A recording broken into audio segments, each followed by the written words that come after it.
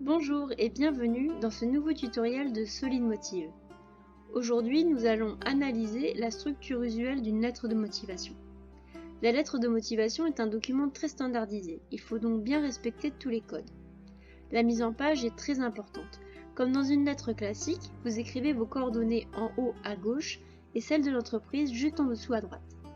En dessous, il faut inscrire le lieu et la date.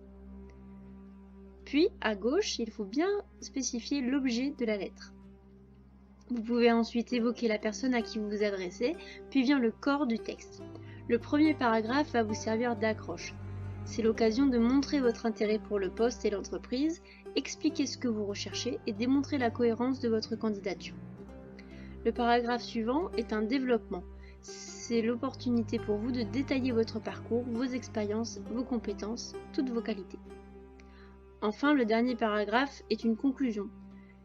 Il permet d'évoquer votre disponibilité pour d'autres échanges, de remercier avec une formule de politesse et de conclure votre lettre. Enfin, une signature fait toujours très professionnel.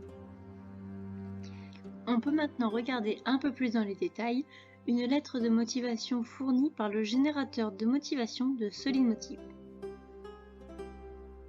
Après avoir rempli tous les champs, vous obtenez une lettre de motivation personnalisée qui ressemblera à celle-ci. En haut à gauche, vous retrouvez vos coordonnées, avec votre prénom, votre nom, votre adresse, votre numéro de téléphone et votre email. Cela va permettre au recruteur de vous recontacter. Il est important de donner des informations de type professionnel, notamment pour l'email. Vous pouvez choisir d'y mettre votre nom de famille, mais pas un surnom pour faire bonne impression auprès du recruteur et montrer votre sérieux.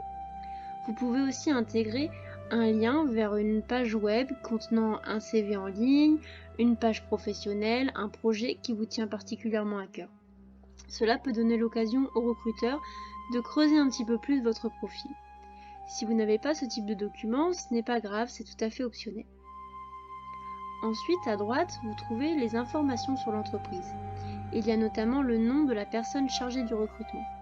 Vous pouvez trouver cette information sur les offres d'emploi généralement. C'est très important de remplir ces lignes afin de montrer votre motivation et votre engagement vu que vous avez dû faire quelques recherches sur l'entreprise pour remplir ces lignes. Ensuite, il y a le lieu et la date et l'objet. L'objet est un titre concis et clair qui spécifie clairement votre candidature. Ensuite, la lettre commence. Le premier paragraphe décrit ce que vous recherchez. Quel poste ? Quel type de contrat ? À temps plein ou à temps partiel ? Il va aussi poser clairement votre candidature pour cette entreprise. Le paragraphe suivant détaille vos expériences, vos compétences, tout ce que vous savez faire, toutes vos qualités que vous devez mettre en valeur pour donner envie aux recruteurs de s'intéresser encore plus à votre profil. Le paragraphe suivant va permettre de mettre en valeur la maîtrise de langues étrangères par exemple.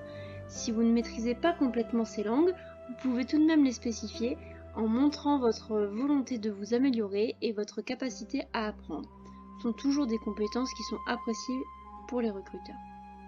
Le paragraphe suivant va récapituler ce que vous cherchez et surtout vous permettre de donner vos disponibilités pour commencer cet emploi éventuel.